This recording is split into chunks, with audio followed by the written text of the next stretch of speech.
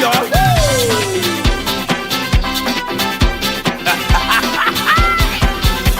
Thank God it's a holiday.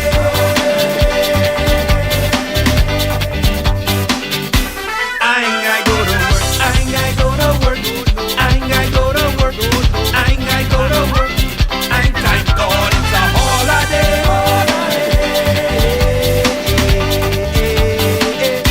I ain't gotta go to work. I ain't gotta go to work. I ain't gotta go to work. I ain't gotta go to work. I ain't gotta go to work. Why my boss keep calling me? If you ring my phone and you ring busy, yeah. I work hard, I can play hard to this weekend. No hard, hot was people because it's a holiday.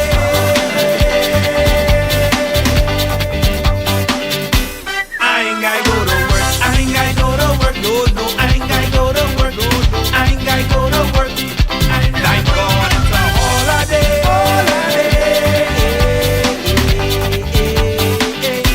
I ain't gotta go to work. I ain't gotta go to work. I ain't gotta go to work.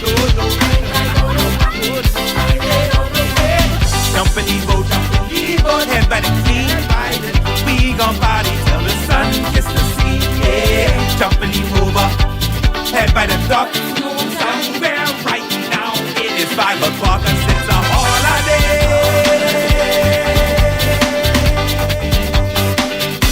I ain't gotta go to work. I ain't gotta go to work. I ain't gotta go to work. I ain't gotta go to work. Thank God it's a holiday.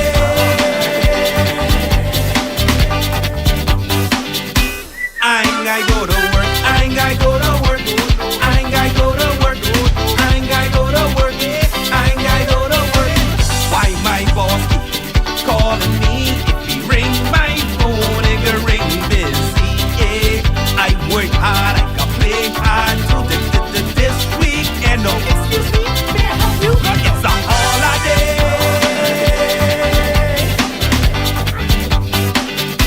I ain't gotta go to work. I ain't gotta go to work. No, I ain't gotta go to work. I ain't gotta go to work. Hey, thank God. Hey, look at y'all know I just come from now with death, and I need a 6-lip white cake. Let me call my boy. Hey, but I need a 6-lip I need a break after the break. You know what doctor I can go to? Yeah. It was a rough weekend, boy.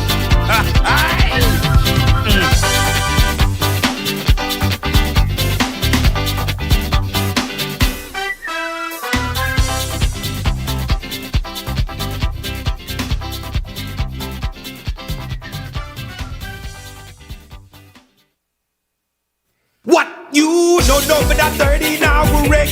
That 30 now will wreck. That 30 now will wreck. That 30 now will oh girl, we party oh so hard.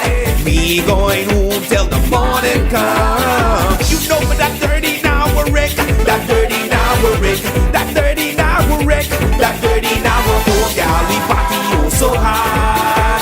We going home till the morning come. We going no. We started this party from north, from here. We can serenade by the house, man, but I make that hot dog sauce. Then we going by the beach, ain't got no time for sleep. Oh, no, but that 30 now will wreck. That 30 now will wreck. That 30 now will wreck. That 30 now will oh, girl, we party oh so hard. We going home till the morning come. You know, but that 30 now will wreck. That 30 now will wreck. That 30 now will wreck. That 30 now will oh, girl, we party oh so hard. We going home till the morning come. We ain't going home, no. This be Thursday before homecoming. The band is jamming, the girls are slamming. We party till the last man standing. No, but that 30 now will wreck. That 30 now will wreck. That 30 now will wreck. That 30 now will oh, girl, we party oh so hard. We going home till the morning come. You know but that 30 now will wreck. That 30 now will wreck. That 30 now will wreck. That 30 now will oh, girl, we party oh so hard. We going home till the morning come. We ain't going home, no, no, no, no. We started this party from noon from here. We can serenade by the house, mama, and make that hot dog sauce. Then we going by the beach, ain't got no time for sleep. Oh, no, no, but that 13-hour Rick, that 13-hour Rick, that 13-hour Rick, that 13-hour oh, gal, we party oh so hard. We going home till the morning come. You know, but that 13-hour Rick, that 13-hour Rick, that 13-hour Rick, that 13-hour oh, gal, we party oh so hard. We going home till the morning come. Drop the alcohol, hold it, hold it. Drop the alcohol, hold it, ha ha ha, hold it. Drop the alcohol, now pull it back, now hold. Now pull it back, now hold. Now pull it back, now hold it, hold it. Drop the alcohol, hold it, hold it. Drop the alcohol, hold it, hold it. Drop the alcohol, now pull it back, now hold. Now pull it back, now hold. Now pull it back, now hold it, hold it. Drop the alcohol, hold it. Tonight, the Bahamas given the all-clear from Tropical Storm Imelda. This as New Providence residents continue to battle with flooding. And later, more Junkanoo controversy. We've got the latest on this. Eyewitness News starts now. Good evening, everyone. I'm Janae Nawal. Thanks so much for joining us. The Bahamas now out of the crosshairs of Tropical Storm Imelda after hours of relentless rain and strong gusts that flooded roadways, toppled trees, and left many residents on edge. The worst of the system has passed. Thankfully, the latest advisory from the National Hurricane Center putting Imelda near latitude 26.5 north, longitude 78.9 west, moving away from our shores, and tonight emergency officials have formally lifted that threat. We have now received our official all clear for all islands of the Bahamas. Tropical Storm Imelda came and the Bahamas stood tall. There was no loss of life and no serious injuries, which above all else is the greatest victory. This storm was one of disruption, not destruction. And because of our preparation, coordination, and the resilience of our people, the Bahamas prevailed. From the very first advisory, our systems were mobilized. Since Saturday morning, the National Disaster Emergency Operations Center and every island command center have been fully activated, working around the clock. I want to extend heartfelt thanks to the NDEOC team, the emergency support functions, our uniformed forces, Family Island administrators, disaster risk management committees, and all of our partners, public and private, for their dedication and service. But even as the storm pulled away, the response on the ground keeping teams busy. Disaster risk management officials say crews were called to rescue residents from flooded homes, while shelters provided safety for dozens who couldn't ride it out. Aaron Sargent says the numbers underscore the scale of their operation. 4 persons were rescued in Yellow Elder, 3 families in Pinewood were assisted, and a family in Ridgeland Park were reached but declined evacuation after assistance and after requesting further assistance with removing the water from their residence. Shelter operations ran smoothly and are already being wound down in New Providence, Andros, and Grand Bahama, where people are being requested to return, or shelteries are being requested to return home. These outcomes are a result of proactive planning, rehearsed coordination, as Minister alluded to, with the regional disaster readiness exercises that we have expanded this year, and strong interagency teamwork. Again, shout out to the Department of Social Services and the team who assisted us around the clock in the National Disaster Emergency Operations Center. Abaco and Grand Bahama were the last islands to remain under tropical storm warning. In Abaco, flooding was observed along Don McKay Boulevard and Forest Drive, with island-wide power outages that forced the Marsh Harbor Clinic to operate in emergency mode. Meantime, all schools across the country expected to reopen, except for 2. That's the Buttonwood Preschool here in New Providence and the Cooperstown Pre and Primary School over in Abaco. Schools were forced to close yesterday on several islands due to the impact of Tropical Storm Imelda. But for more updates, you can log on to our website, ewnews.com.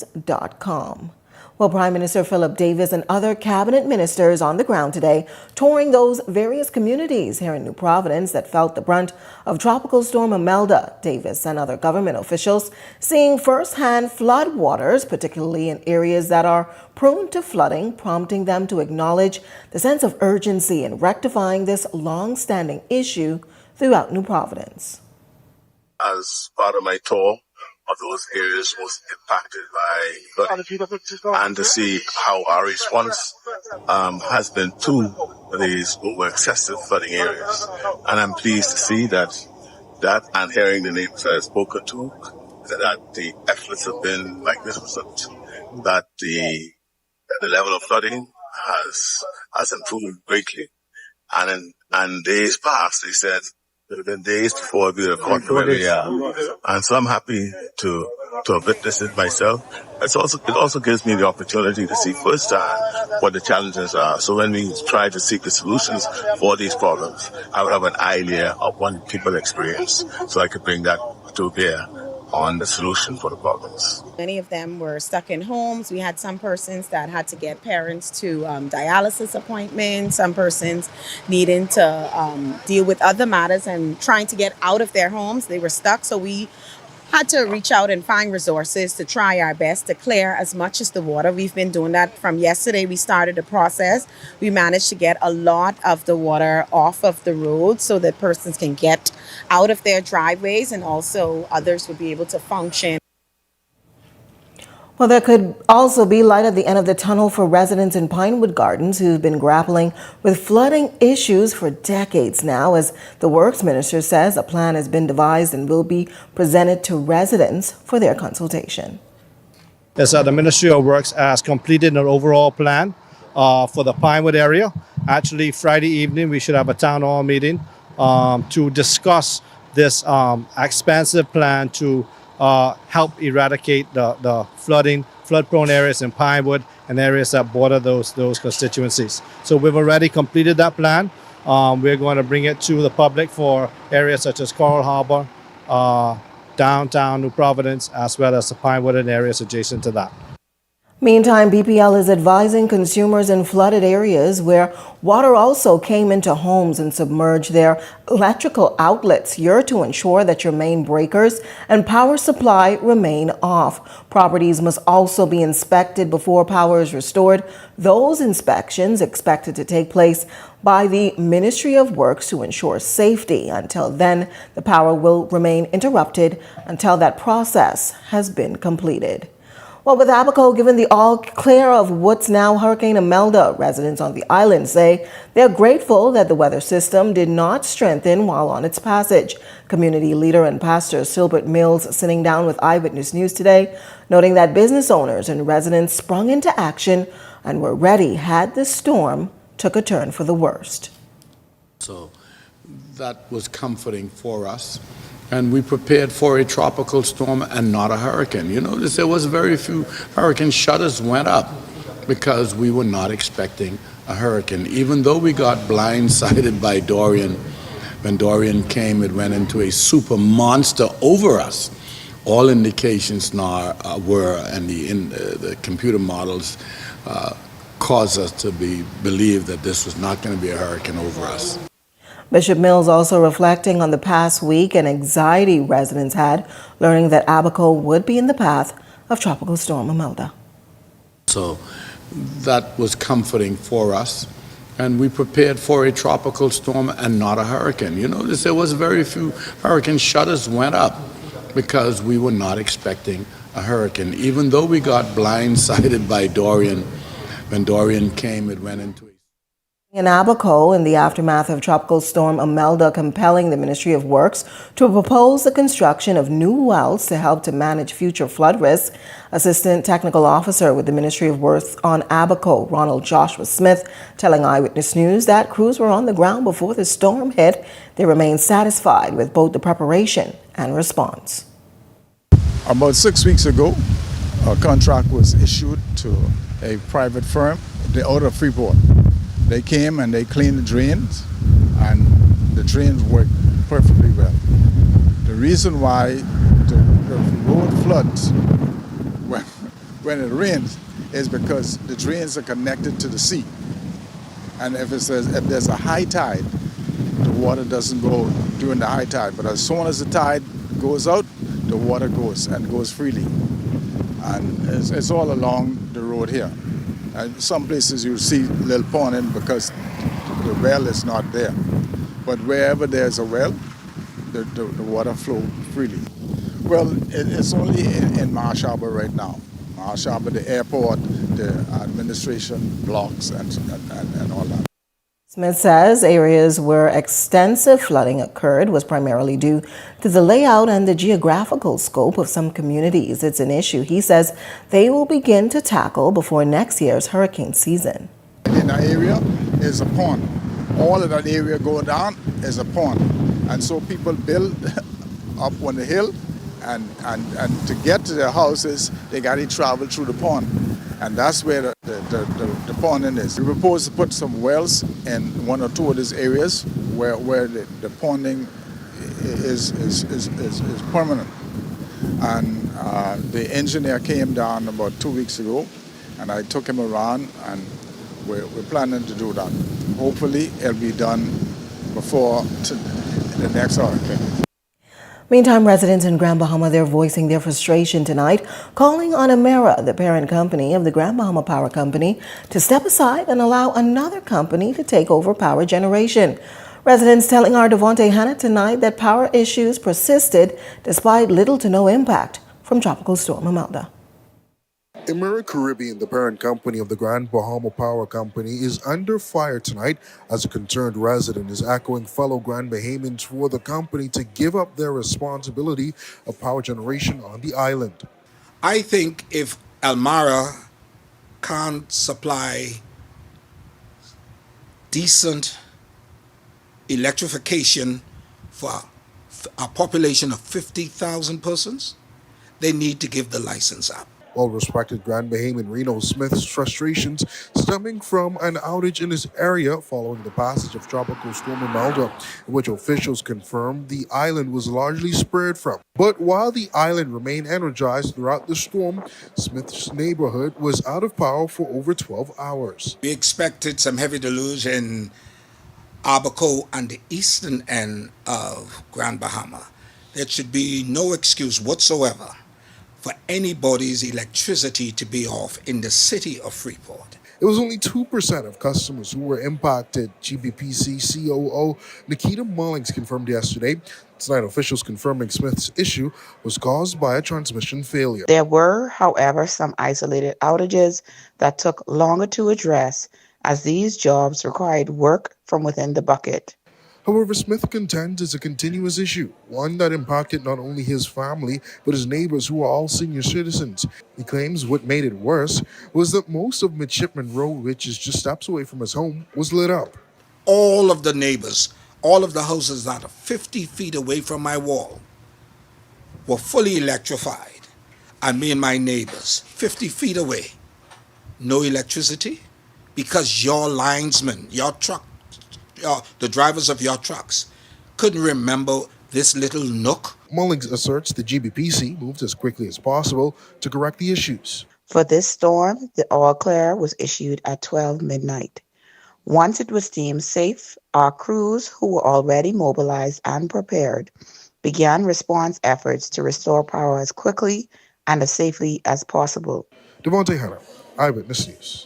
On to some other news tonight. The Bahamas retaining its Tier 1 ranking in the U.S. Trafficking in Persons report, but concerns remain over the country and how we deal with our Cuban laborers. The report noting that up to 92% of Cuban workers' salaries were withheld by the Cuban regime, raising some red flags on forced labor. In response, officials say that Cuban health officials will no longer work under contractual-based deals. Instead, they'll be hired directly by the Bahamian government. Recruitment of new Cuban workers has also been put on hold following talks with the U.S. The report also crediting the Bahamas with progress, including more trafficking prosecutions, increased funding for victim care, and a new rapid screening tool to identify victims. But challenges remain. There were no traffickers convicted for the second year in a row. Fewer cases were investigated, and a new national action plan to combat human trafficking has yet to be finalized. Now, the U.S. State Department says the Bahamas has made some serious and sustained effort, but urges stronger action to address labor vulnerabilities, official compliancy, and better protection for victims. For more on this report, log on to our website, ewnews.com. Well, Prime Minister Philip Davis looking to put to rest recent debate on a labor force survey which indicated that unemployment increased to 10.8%. Davis says a rise in unemployment during the first quarter of this year could be attributed to several realities, including seasonal fluctuations in the workforce. His response coming as Labor Minister Plia Glover-Roll also argued that the survey is not an accurate representation of the current state of the labor market. Officials adding that the figures also reflected seasonal layoffs in the construction and tourism sectors. And you have to appreciate that there are periods when there are down periods. So, for example, I'm advised that those numbers may have gone up because of the close of the grouper season. Fishermen were not working, and they've added them to the unemployment rate. That's one factor. The second factor that contributed to the number is that we now have more, which is encouraging. We have more persons looking for work, and if we all in arriving at the unemployment number, they have. If you are not looking for work, if you're not looking for work and you're not working, you're not factored in those numbers. But if you are looking for a job and you're not working, you're factored into the unemployment number. So what we have discovered from the assessment is that there are more persons encouraged to look for a job at the snapshot when that was taken than the same period last year. Davis's response coming as he accused the former Prime Minister, Dr. Hubert Minnis, of having, quote, visionless leadership when unemployment was recorded at 10.7% during the FNM's governance. Davis is retorting at those who might argue that the same given the recent rise in joblessness under the governing PLP. I don't feel that way now, because I'm telling you why. If it was poor leadership, you would have the amount of persons working. When you look at the number of persons working now, if you look at what Moody's is saying about us, all that is all that tells about leadership. And if you want to start from where I started in 2021, where we were and where we are today, even the IMF had to indicate we did an amazing job, and they put it in writing. As I said, don't forget that's the month they do these work analysis by month, and they compare it with the month the last year. And now let's look at the next month and see how that looks.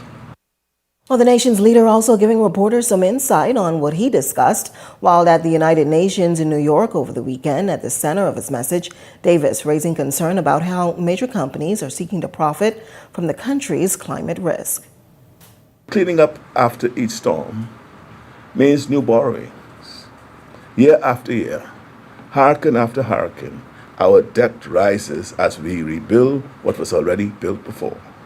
And while we are busy fixing what was lost, lenders are factoring our climate risk into their interest rates, which means it is more expensive to invest in the things we need, from better hospitals to new industries to strong infrastructure to withstand stronger storms. Also, insurance companies are factoring our climate realities into their premiums, causing our premiums to be higher. This is the trap that climate change sets for countries like ours. We contribute little to the emissions that causes climate change, yet we face destruction that pushes us deeper into debt, and then our debt and climate risk make new investments in our country and in our people more expensive. Well, more drama from the Junkanoo community tonight as officials have confirmed that Junkanoo groups have picked sides on how they want to be judged. While it's expected to be one parade for Boxing and New Year's Days, some groups have decided to be evaluated under the National Junkanoo Committee, or the NJC, others choosing to remain under the Junkanoo Corporation of New Providence, the JCNP. We spoke with JCNP Chair Dion Miller, who cited several reasons why he believes some groups decided to go in a different direction. The groups reportedly include the Way Forward Valley Boys, the Music Makers, Prodigal Sons, the Genesis Warhawks, the Immortals, Conquering for Christ, Body of Christ, New Vikings, Foundations, Ultimate Force, and Dynasty. Either way, he says, the greatest show on earth will go on. Groups have not successfully competed in the past 10 parades. Okay. Quite a few in the number of them. And so if you look at their complaints, a number of groups are saying that they have an issue with disqualification, meaning that they can't reach the required or agreed upon a number of participants, number of costumes, etc., which unfortunately led them to having to be disqualified. So that is their chief complaint. I've also heard that they feel that they can't be judged fairly. They feel that colors in particular in the B division always wins the parade.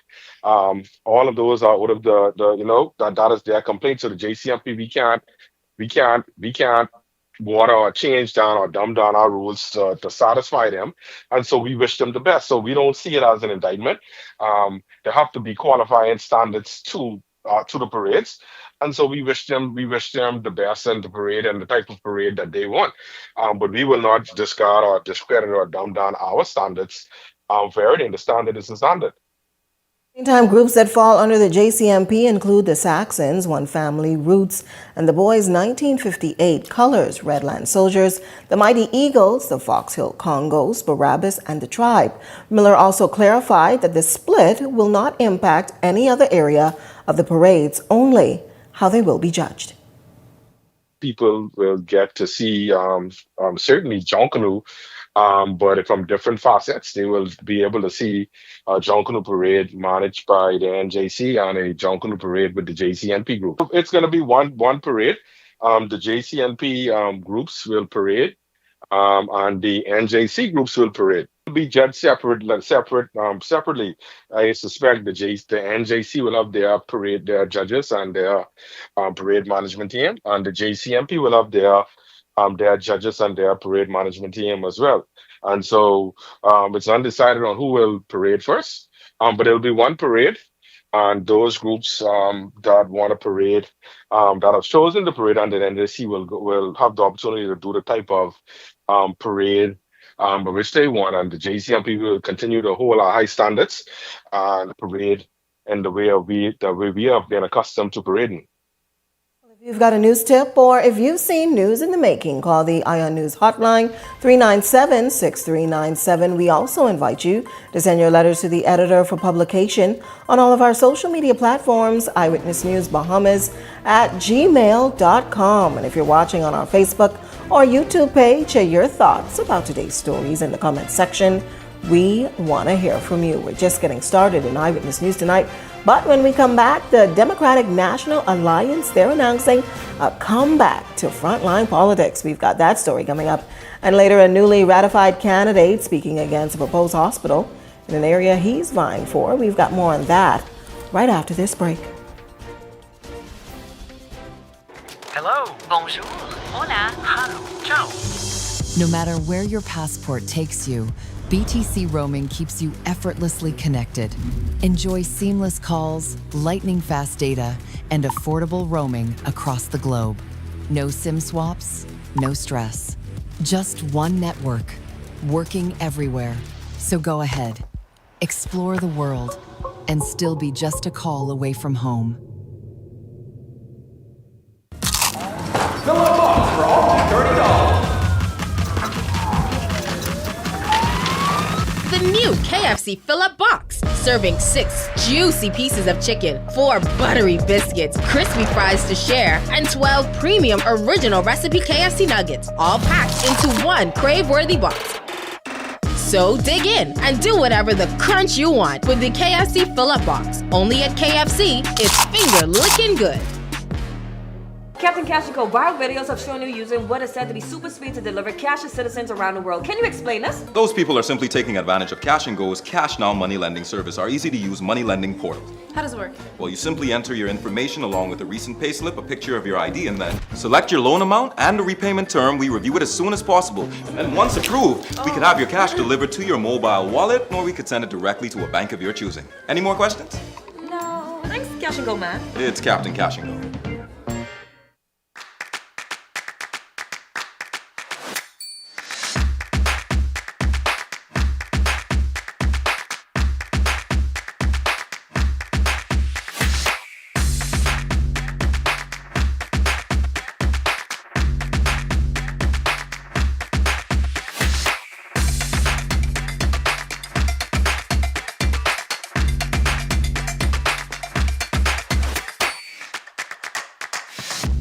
Looking for insurance that fits your lifestyle and your budget? At Star General Insurance, we've got you covered. Whether it's motor insurance with flexible options for third-party liability and comprehensive coverage, or commercial insurance products that protect your business, we have choices you can afford. Own a home or renting? Our home insurance products have just what you need. And for the adventurers out there, we offer marine insurance too.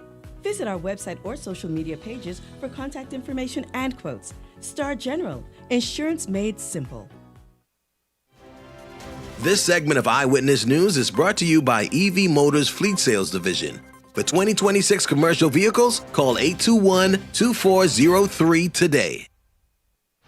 Welcome back. Here's a look at your Eyewitness News gas tracker, $5.48 at both Esso and Rubis. Tonight, you're getting the highest at Shell, 1 cent more, $5.49. Welcome back. You're watching Eyewitness News. Well, floodwaters from Tropical Storm Imelda still causing some major disruption for residents, especially in low-lying areas, but help is on the way. The Island Luck Foundation stepping in with a targeted flood relief effort. Our Delano Roker has the details tonight. Along Marlin Drive, the scenes are all too familiar. Stagnant water stretching across streets, swallowing vehicles, and seeping into homes. For many long-term homeowners here, it's not just an inconvenience, it's an ongoing crisis. Everything happening, the water's still in the road, and we still have some neighbors. Luckily for me, again, as I indicated beforehand, I did not flood, but some of the neighbors had to evacuate, and that was really painful, just to see them walking through the water and so forth like that. We had lots of water in the house. We have an annex in the back that was about 2 feet high. It didn't hit the sockets, which is good. Then we've had water in the bedrooms, water in the front, and so we've been bailing water for the past 2 days. We still have water in the bedrooms now because it's coming up, I guess, from underneath the water table, coming up through the tiles. So it's been difficult. Power's been off since yesterday afternoon around about 11 o'clock, and which is tough. You know, we have an 8-year-old and a grandbaby that's 4 months, so it's been pretty tough with that. But hey, we manage, and I'm pretty sure there's people who has it worse than us. Now, a lifeline from the Island Luck Foundation. Today, teams launched a multi-angle assault to remove the remaining floodwaters in the White Grove area. Near the entrance, an excavation took place of a drainage system, providing relief for residents close to Saunders Beach. Shares Carlo Ramsey, head of brand, rewards, events, and loyalty at Island Luck. Due to the tropical storm over the weekend, we had a lot of flooding in low-lying areas. So we have partnered up with our sister companies for trenching, pumping to get rid of some of the water. This is a main thoroughfare on a regular week morning. People use this to transit from the west to the east, to get to work, to get to school. So clearing this up is going to mean a lot for the community. The water I'm standing in right now has been creating difficulties for residents here on Marlin Drive in the White Grove. And now the Island Luck Foundation is providing relief in the form of pump trucks. From our guest perspective, we only can do what we can. We can assist where we can. I can't speak for anybody else besides us. Wherever we feel a need and we have the capabilities to help, we're going to help. And while floodwaters still linger across several neighborhoods, the foundation believes its efforts, including continuous pumping and redirection, should see visible results within the next 24 to 48 hours. Delano Roker, Eyewitness News. Thanks, Delano. Well, is the Democratic National Alliance back in the election race? The political party, which had earlier bowed out, citing high costs, has now declared it's returning to frontline politics. Founded in 2011, it made its first mark in the 2012 general election, capturing over 13,000 votes, about 8.4% of the popular vote, a rare achievement for a third party in the Bahamas. But over the years, the party has struggled to hold on to consistent leadership. The founding leader, Branville McCartney, stepped down, followed by Orinthia Kumalafe, who broke ground as the first woman to lead that party. Internal divisions and resignations, however, leaving that organization fractured. Now, with a new declaration, the DNA says they're backed by popular demand. Party officials say they plan to regroup, reorganize, and re-energize. A convention for new officers is also set to be in the works. The party says it will focus on fact-based solutions, greater activism, and stronger presence, in national debate. Their statement criticized government leaders for ignoring citizenship concerns, failing to curb crime and corruption, and not easing the cost of living for Bahamians. Meanwhile, Free National Movement candidate for Fort Charlotte, Travis Robinson, loudly objecting government's plan to build a new hospital in the constituency he's vying for. Robinson says he's expressing the sentiments of residents in that area who say they do not want government's plans to take shape in their backyard. His criticisms come as officials say activity on the New Providence Highway site should begin soon. The people of Fort Charlotte, the ones I have been able to speak to, they are adamantly against it. The noise pollution and all of the other impacts study. Matter of fact, there's a concern because the ground is contaminated. So will we have that concern where sewage water and polluted water rising up through the hospital in the long term? I don't think that it was that they got the extensive feedback from the community. I think they're overlooking the voices of the people of Fort Charlotte, and I want to make it very clear that the voices and the people of Fort Charlotte will not be silent. We oppose resoundingly the placement of that hospital at its current location, and we believe that more can be done at the current location to further redevelop the current existing facility we have today, staff that, and then look to expand in the years ahead. But at present, the proposed location for the hospital, compounded by this new development, is reaping havoc on the people of Fort Charlotte, the residential areas. The flooding is through the nostrils. We have had it. Minister of Agriculture and Marine Resources Jomo Campbell revealing that the farming industry has seen a massive uptick in participation for the first time in over 3 decades. Officials explaining that from their vantage point, the industry has become more attractive due to a number of recent initiatives on stream. He told reporters that he expects the growth to continue. Agriculture for quite some time has been an aging industry with an average age of about 65 to 66 years. And we're also seeking to encourage young women in farming as well, and that the population of female farmers has increased significantly. We're also pleased to share with you that the overall growth of the industry has grown by 26.3%, and that is the largest growth in the last 33 years. And so our efforts are literally bearing fruit. And in a few short weeks, you will see one of the other initiatives that we have aimed towards ensuring the increase in excitement and awareness towards agriculture. Officials also emphasizing that knowledge is power. He says they're hoping to educate Bahamians more on modernizing farming, which will not only push forward food security, but hoping that more individuals are able to make a livelihood from the industry. That is one of the main reasons why we try to launch projects that are scientifically based to attract the younger person so they know that agriculture isn't just the straw hat and cutlass anymore in the sun. It actually revolves around laptops now, smartphones. Some people do it from home in an air-conditioned setting environment just like this. Container farming is a 12-month business. It doesn't stop. It's for small island developing states like the Bahamas. It's very conducive, especially for climate change and excessive weather conditions. We are now able to pretty much control the environment in which farming takes place. So we're making it attractive, we're making it exciting. So to come in Eyewitness News, the Bahamas Telecommunications Company throwing its support behind battling breast cancer. We've got that story right after this break, but first, a check on tonight's weather forecast.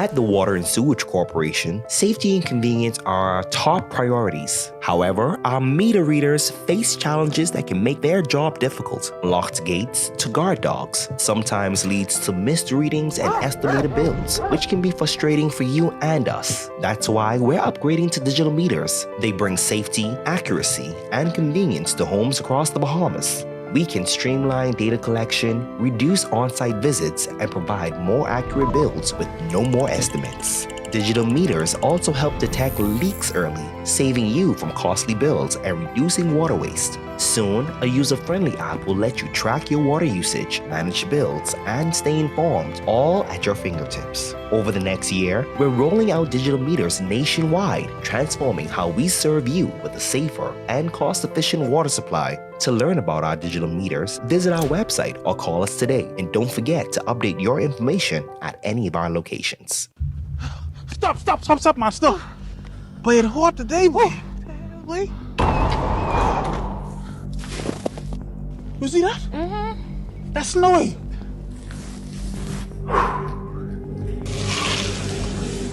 I can cool off, man.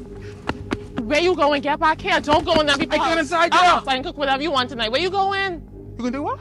I can cook whatever tonight. I forget you can't cook.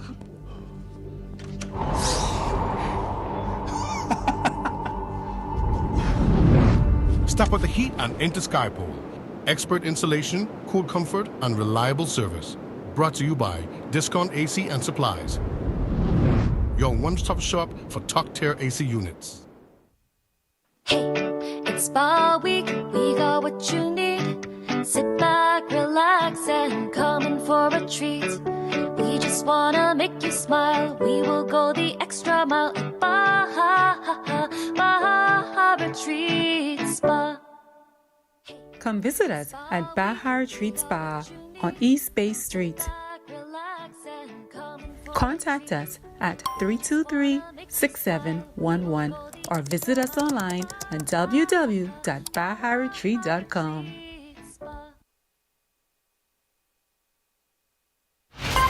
You're watching Eyewitness News. Welcome back. Well, October marking the beginning of Breast Cancer Awareness Month, and BTC, they're stepping up in a big way. The company partnering with the Sister organization to support survivors and also increase awareness. Delano Roker has the details tonight. At BTC, giving back is more than a promise, it's a mission. For the month of October, the company is dedicating its corporate social responsibility efforts to one critical cause, breast cancer awareness. Marketing manager Stacey Mackey says the goal is to reach beyond the business and into the community where education access and support can make all the difference. We wanted to ensure that our customers have an opportunity to come out, network, talk to the professionals and get information, as well as leave with a mammogram. We're not just doing this at the mall. On the 2nd of October, we will be in Marsh Harbor, Abaco at our BTC retail store because we are showing the love for breasts all month, as well as on the 10th of October, we'll be at Southwest. So if you don't have a chance to catch us today, you can definitely catch us at Southwest Plaza on the 10th of October.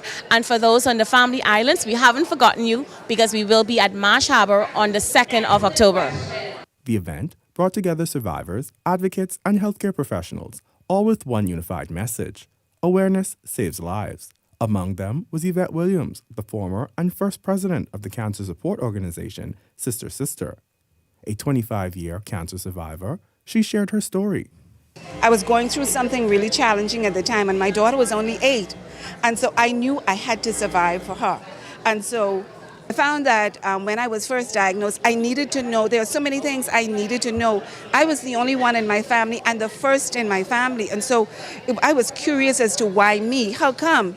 And so in order to reach people, I had to speak more. I had to share more. It's a message echoed by healthcare professionals on the front lines. Radiology technologist and lead mammographer at Doctors Hospital, Monisha Roll, says many patients are being diagnosed too late due to a lack of information. The lack of education and not going to see either your physician or doing the self-breast exams as well. We do have a lot of persons who are not performing the self-exams, and if they feel as if there's no family history, then they decide not to.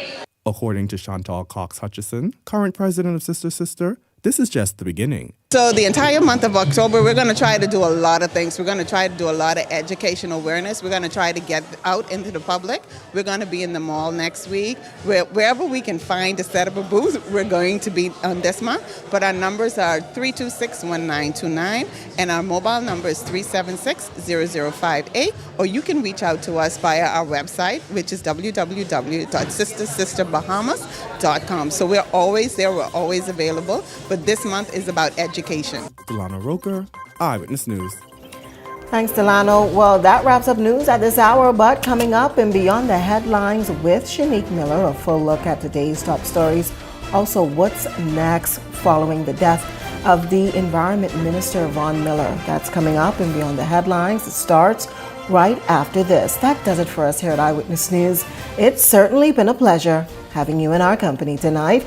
On behalf of the entire news team, I'm Janae Nawal saying good night and be safe, everyone.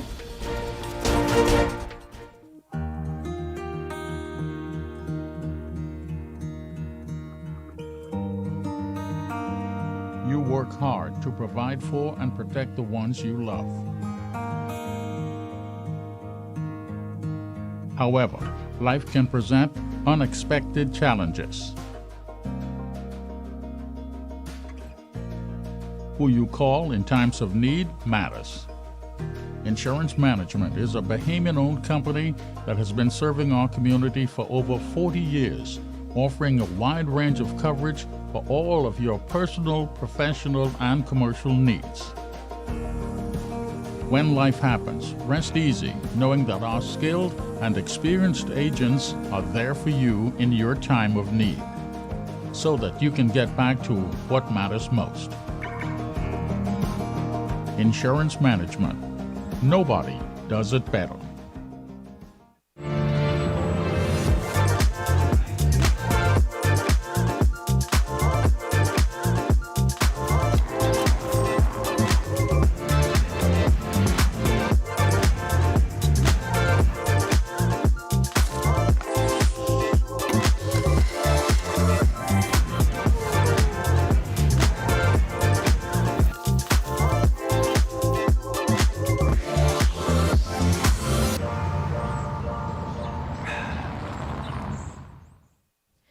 Ever feel like you're missing your own life because you're constantly running off to the bathroom? Do bladder leaks or pelvic discomfort have you up at night and affect your confidence in everyday life? Those days are over. At Frequency Vitality Center, we offer a solution. Completely painless, fully clothed with no downtime. Perfect for men and women of any age, we help strengthen the pelvic floor muscles while you sit comfortably, improving bladder control, decreasing night waking, and much more. Strengthen your foundation and restore your confidence.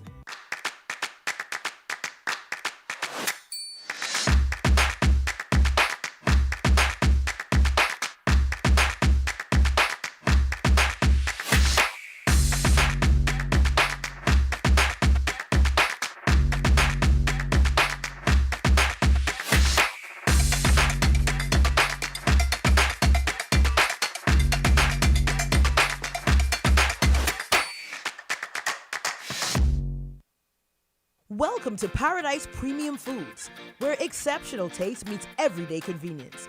Right in the heart of Hurricane Hole Plaza, whether you're planning a beachside brunch, an intimate dinner, or simply restocking your favorites, we offer only the finest selection of local and imported goods, handpicked for quality, freshness, and flavor. At Paradise Premium Foods, shopping is effortless, service is personal, and every visit feels like a treat.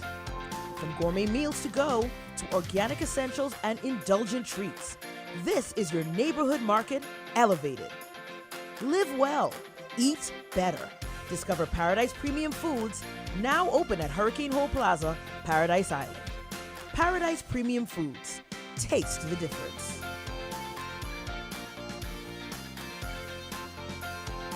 Crack the code and win $1 million. Crack the code and win $1 million. 7 numbers, $1 million. Every 3 days, a number is revealed.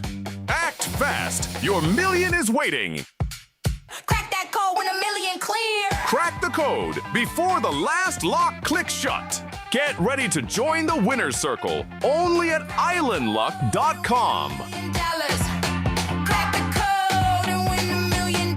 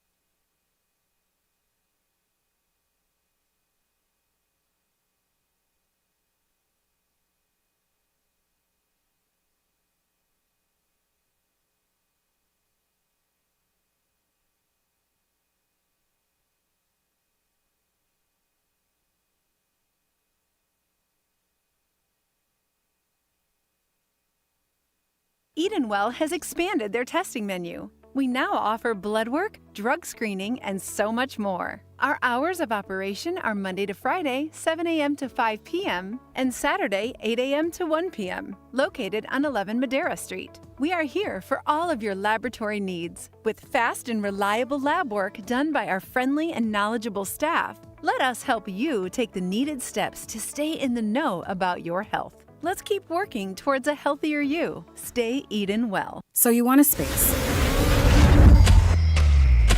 But not just any space. You need something with a little more potential. So how about 1,000 square feet of room to play with? Superb audio and video production capability, digital LED wall, full lighting grid, and about 124 seats to accommodate a full studio audience with so many other features. Make us your home for your next concert, conference, and so much more. Honestly, the possibilities are endless. Here at ILTV Studios, we'd love to bring your next event to life. So what do you say? Do you want our space?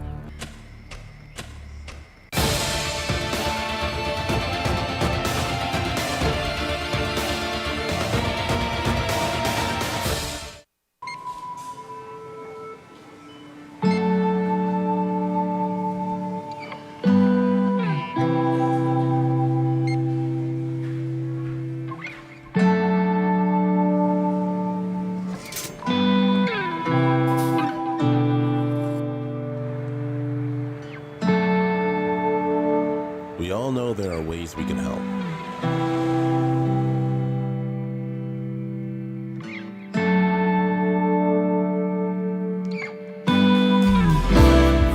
Your help can go even further.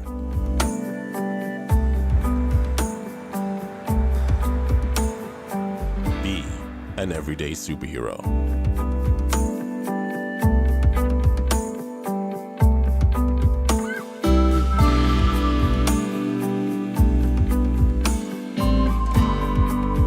Donate to Hands for Hunger.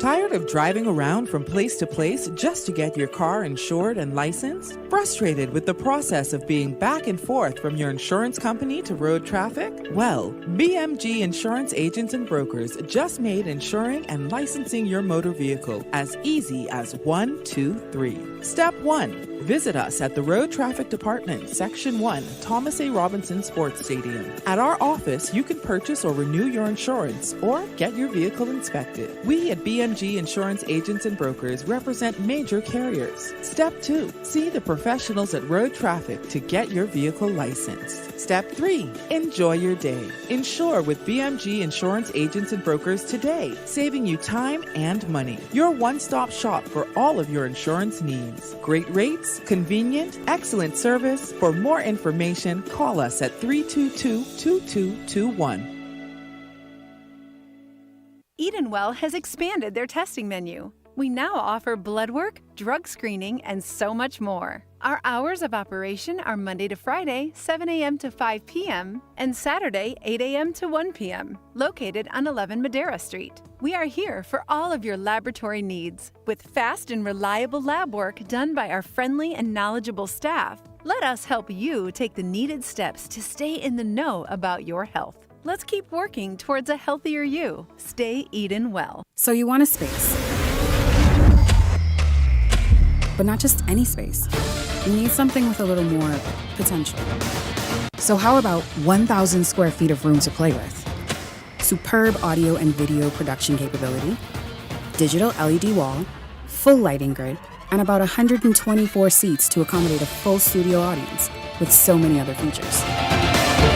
Make us your home for your next concert, conference, and so much more.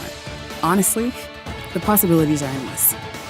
Here at ILTV Studios, we'd love to bring your next event to life. So what do you say?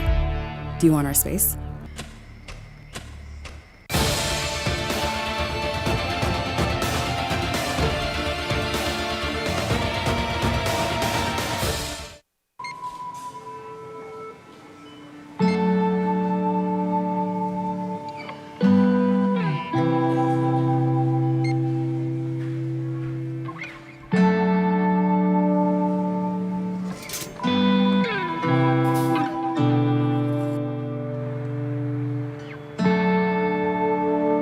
We all know there are ways we can help.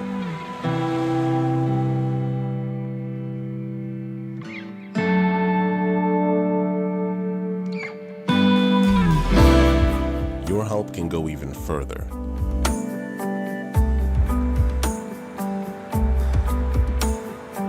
Be an everyday superhero.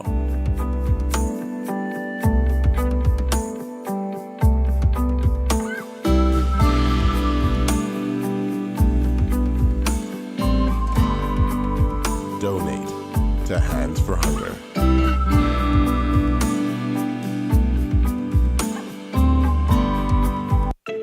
Tired of driving around from place to place just to get your car insured and licensed? Frustrated with the process of being back and forth from your insurance company to road traffic? Well, BMG Insurance Agents and Brokers just made insuring and licensing your motor vehicle as easy as 1, 2, 3. Step 1. Visit us at the Road Traffic Department, Section 1, Thomas A. Robinson Sports Stadium. At our office, you can purchase or renew your insurance or get your vehicle inspected. We at BMG Insurance Agents and Brokers represent major carriers. Step 2. See the professionals at Road Traffic to get your vehicle licensed. Step 3. Enjoy your day. Insure with BMG Insurance Agents and Brokers today, saving you time and money. Your one-stop shop for all of your insurance needs. Great rates, convenient, excellent service. For more information, call us at 322-2221.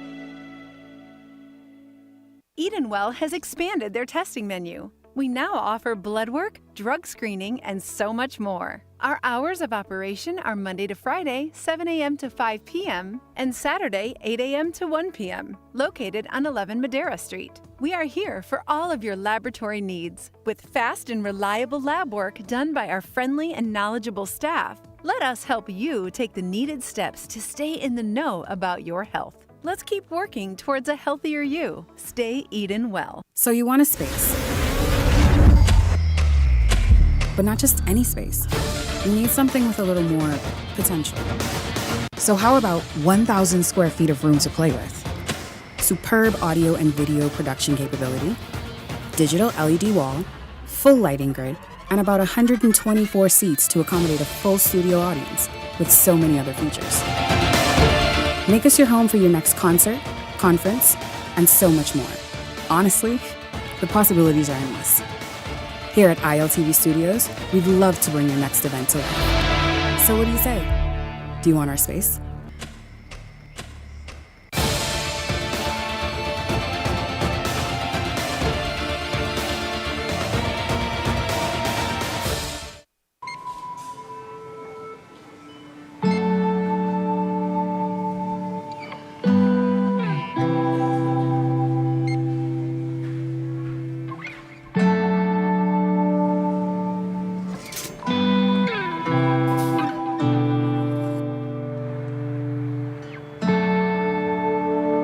We all know there are ways we can help.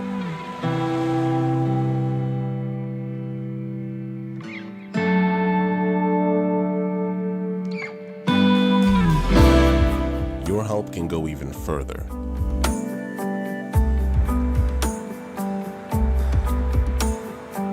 Be an everyday superhero.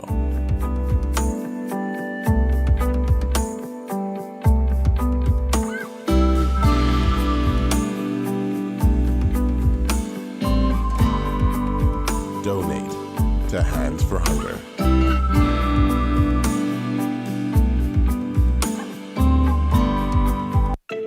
Tired of The thoughts, views, and comments expressed by the hosts, guests, and callers on Beyond the Headlines are not necessarily those of management, ownership, or production unit of the Verizon Media Group. Beyond the Headlines is a production of ILTV Studios and cannot be reproduced or represented in part or entirety without express written permission of the Verizon Media Group. Beyond the Headlines is the intellectual property of the Verizon Media Group.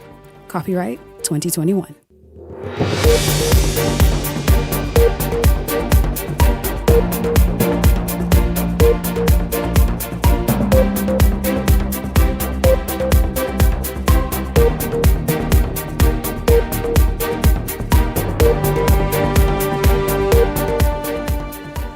Coming up tonight, much has been made about the level of flooding in the Bahamas, here in the capital and elsewhere. The community of Pinewood, for example, feels it by the slightest amount of rain. Well, good news. The Ministry of Works is looking at bringing a solution to the community. Also tonight, the DNA back? That's right, you heard me correctly. So is it the same leadership? Is it new leadership? We take a look tonight and also add some speculation about what you are saying out there. And later, judging at this year's Junkanoo Parade might look different. Not that any of us looking from the outside would know the difference, but nonetheless, I'll tell you more about that. This is Beyond the Headlines. Good evening. I'm Shanique Miller. It's great to have you along this evening. We begin this tonight, the show with, of course, just recalling the highlights of Vaughn Miller's career. You all know that Vaughn was the immediate Minister of the Environment and Natural Resources and Member of Parliament for Golden Isles. And tonight, one of his colleagues who kind of grew up professionally with him and has known him for decades, Picewell Forbes, the Executive Chairman at the Broadcasting Corporation of the Bahamas, joins me to recall the man he grew to love as a brother and certainly as a very, very good friend. Good evening to you, Picewell. It's great to have you here. Welcome to Beyond the Headlines. Good seeing you. It's a pleasure to be here this evening on this sad occasion, but one that we must this evening celebrate in our own way. Yeah, absolutely. And how are you remembering him? I mean, what are some of the fondest memories that you choose to kind of hold on to right now? I want to segment it for a few minutes because I have to think about him as a friend and a co-worker and also as a colleague. First, as a co-worker, we both joined the corporation in the early 80s. I just out of the College of the Bahamas, Vaughn Miller returning from the U.S., and there was Brother Whitfield Hutchison coming in also on the old 1240. I was in between production and programming. Vaughn Miller, in his own way, they were the days of reel-to-reel tape, cart machines, and DAT tapes, and also the old beta tape, the list goes on. Now we're in the 21st century in broadcasting. These are days of records, of course. And Vaughn Miller had a certain edge about himself. I think he and I were a little edgy in that because of his training at that time coming out of New York.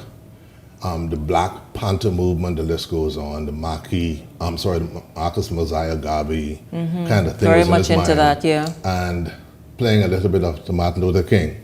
And he turned me on to If I Had Sneezed. All we used to play back in the day was I Had the Dream.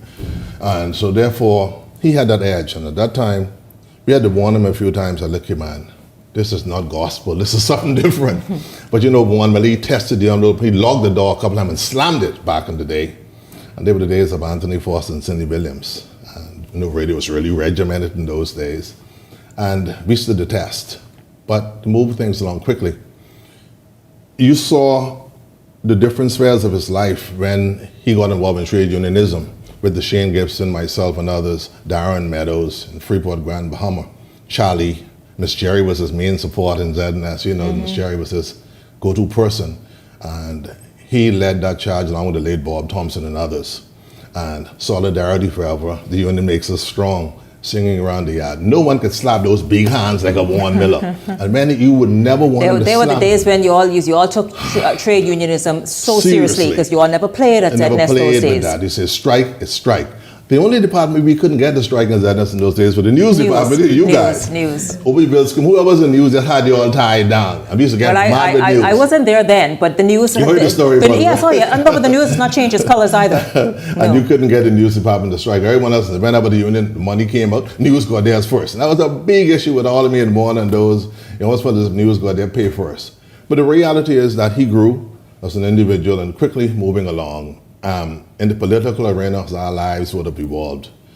I decided after just about 25 years in the corporation to move on to the political arena. I was supposed to run the first time like Shane Gibson did in 2002. I ran in 2007. The PLP lost at that time. And I continued to be in contact with the Vaughan, the late Nick Hepburn. They're all gone now. Bill Bain and Wycliffe Miller, Gordon Lowe, all of my friends who were there. And consider the fact now this evening that me and Brett Hutchin, those are the older ones now. And Charles Carter, Kelsey Johnson, they're all gone on to meet their reward. Ed Bethel, the list goes on, His Excellency. And so we talked about it. He wanted to represent South Eleuthera, me, South Andros, both hometown boys. And we connected. There's a lot of synergy there. I got in, PLP lost, 2012, we won. He was thinking about it. He got in 2017. Of course, there's only 4 of us who won our seats at that time. And they were all sitting around us. But he formed a unique bond in that myself, Vaughan Miller, Ricky Markey, who was at that time in North Eleuthera, the young man, Reuben Ramming in Pinewood. It was Mr. Folks out there in Golden Isles at that time, Golden Gate, sorry. It was a couple of us who formed a certain energy. I can't forget my good friend Reverend Michael Pine in Grand Bahama. We kind of coalesced in the late Don Saunders. We all had the same fight. We wanted the best for our people. And Vaughan Miller was there. But nothing evoked his spirit more than talking about making the wealth of the Bahamas common to the everyday man. He never showed no level of selfishness. Solipsism was not a part of his makeup. He wanted to give the very best that he had. Up to just a few days before he would have passed, I went to his office about 2 weeks ago, and I sat with him. He didn't look too strong, looked a bit lethargic. And I said, how are you, man? He said, Forbes, I'm fighting. He came in the boardroom at his ministry at the Charlotte House. And he said, the pain is really bad on my right side. I said, it's not. I said, it's away from your heart. How you feeling? He said, I'm okay. But I didn't go to Addis Ababa in Africa because I can't be on a plane longer than an hour. But he said, they don't know where the pain, what is happening is all through my body, and it's really bothering me. He said, I've made a decision to step away. He said, unlike you, I'm telling you, you didn't tell me. He said, I held that against me. I decided to walk away from front line. And he said, what bothered me, and he started to put his hand on his chin. He said, I went home last weekend, and my son didn't seem to recognize me. And that kind of really broke him. He said, I've done my part, I've tried. I wanted to do South Eleuthera. That isn't going to happen, but I'll have to serve in a different capacity. He said, man, we'll have many more good days together. And he said, what I have to do now, there are some contracts that must be given to some people I must help before I leave the political arena. But I'm going to call Leslie Miller right now to go down and see the Prime Minister. Leslie Miller was Vaughan Miller's protector and warrior. Right, yes, almost right-hand man, sort of. It was his right-hand man. He believed in Leslie O. Miller. Whatever he wanted to get done, he called me first. We talked about it. He'll call Chester Cooper here and there. But he believed the man to walk him down to see the Honorable Philip Brave Davis Prime Minister was Leslie O. Miller. And Leslie believed in him. Vaughan Miller was a prince, in my view.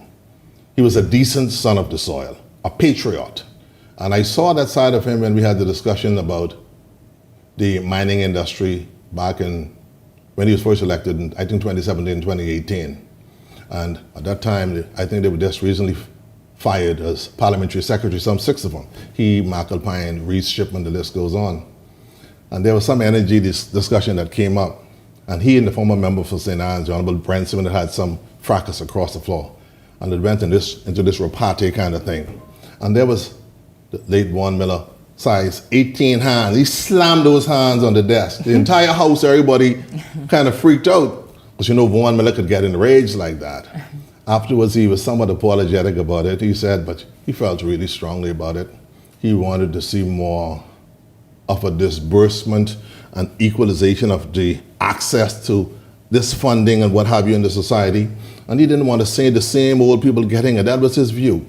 And I told him, I said, you have to change some of these views sometimes. He and I had a little differing of opinion on that. But he was most excited about recent developments with the fly fishing industry. That was led, the legislation led by the Honorable B. Alfred Gray. We combined on that with Mr. Prescott Smith and others.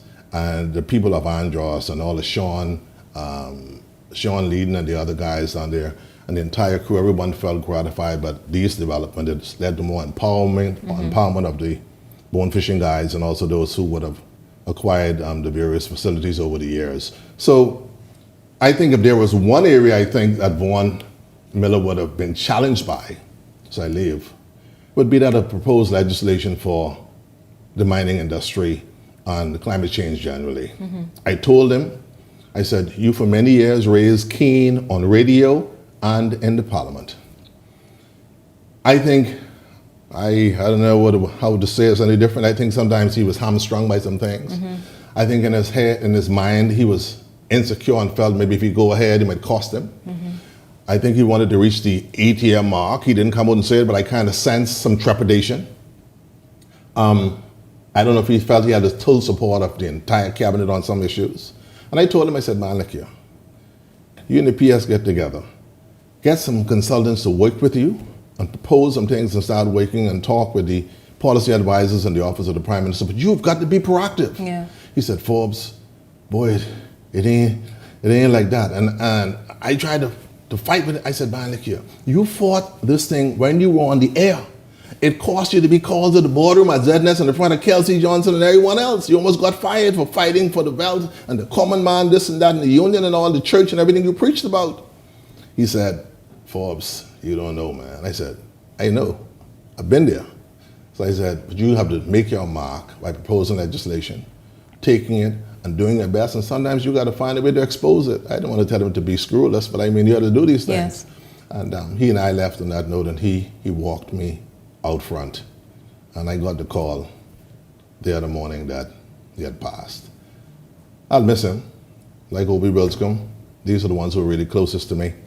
And I spoke with his wife moments ago, Cassandra.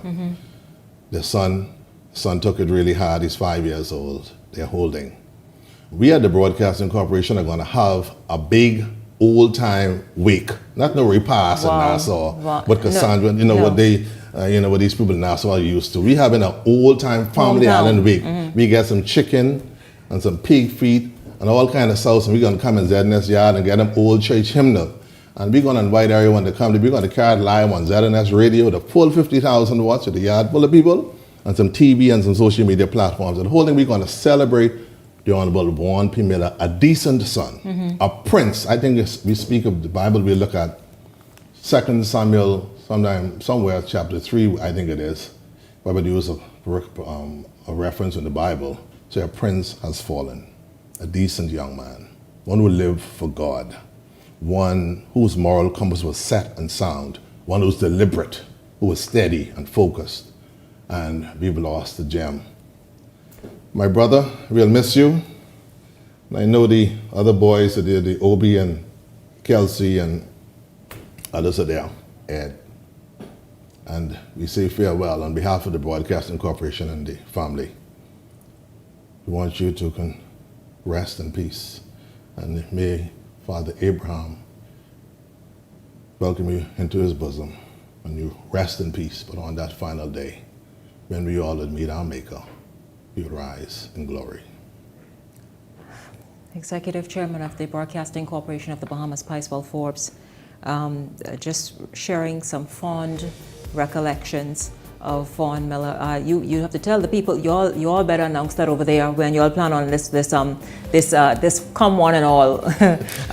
What you call it? Wake? Real old time wake. None of these repasts you all having announced. Now we're having a real wake in the yard where we have sauce and we can have Johnny cake and real old time stuff in the yard. We can sing all night and we can have some old. When I first started to sing, I could beat him, but this before you take the break. He could start a song on a higher note than I would have. But he wouldn't know the words of songs. I beat him, I beat him. Yeah. He and he had them big hands. Yes. He never knew the words of songs. So yes. I'll miss you, my boy. Yeah, you had it like that. Listen, Picewell, I'll tell you this next segment we're going to get into. We're going to get into the vitriol on social media. I know you all, not just now, this weekend or the last 48 or so, 72 hours, but just really even in this political season, why are we weaponizing social media and using it against people to bring such hatred and ugliness and disdain? We get into that discussion here on Beyond the Headlines right after this break.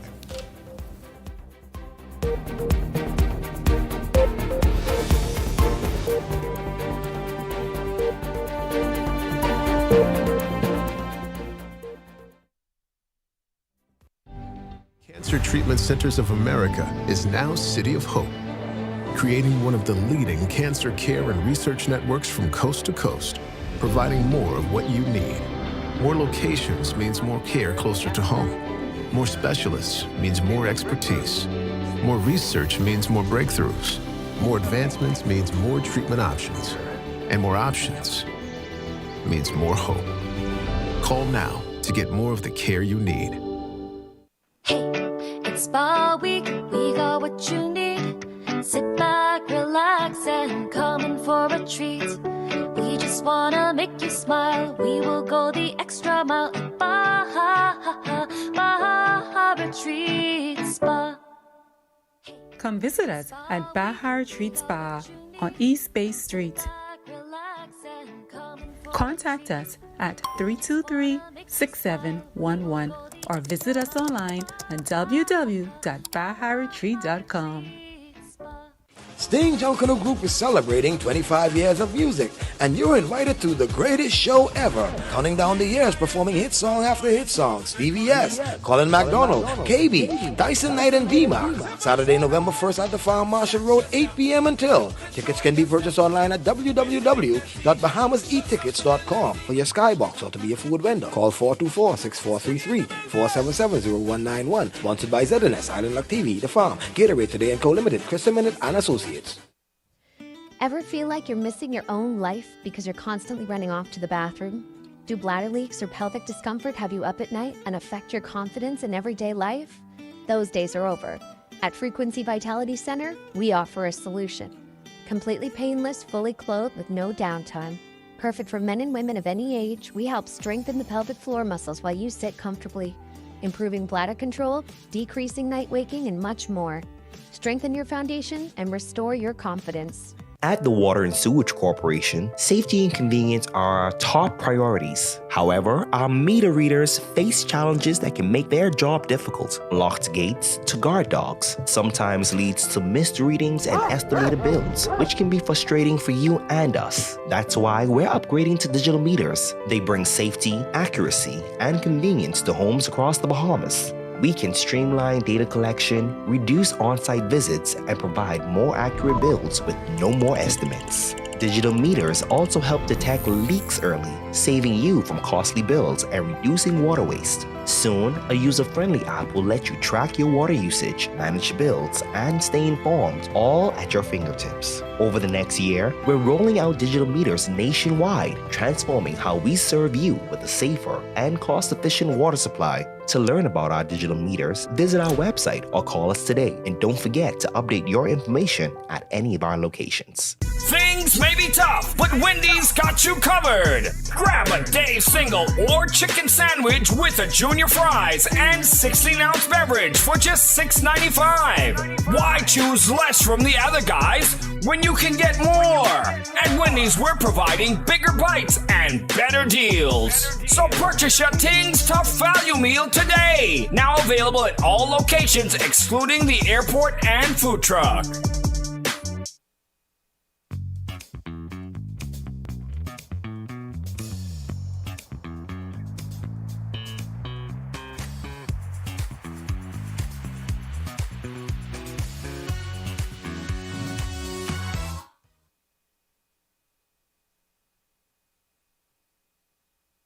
I feel good when you're wrapped up in my arms, dancing to a reggae song.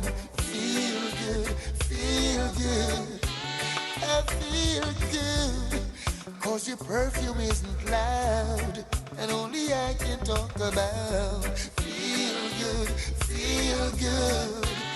You feel like velvet rubbing over my skin, and when your Beyond the Headlines is now introducing powerful TV advertising opportunities made just for you.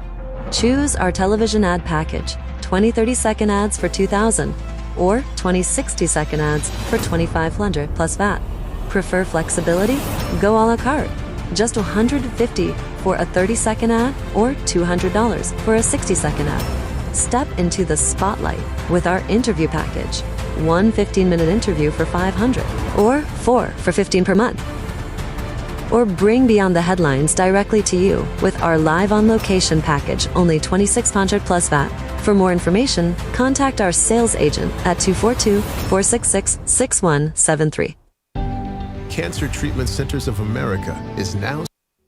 This segment is brought to you by EV Motors Fleet Sales Division. For 2026 commercial vehicles, call 821-2403 today.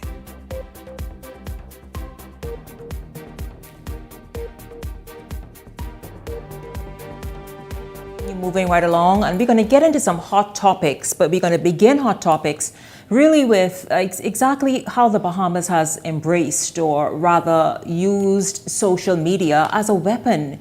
Oftentimes it's ugly, it is shocking and unnecessary. Yes. You've seen that played out even in the last few days with the topic we just, the individual we just discussed in the first segment, but so many others attacked mercilessly just because you can do it. Just because you can either start a live stream or post a video or put some words on a page and put it there without regard for that individual, their family, or whether or not it's even the truth.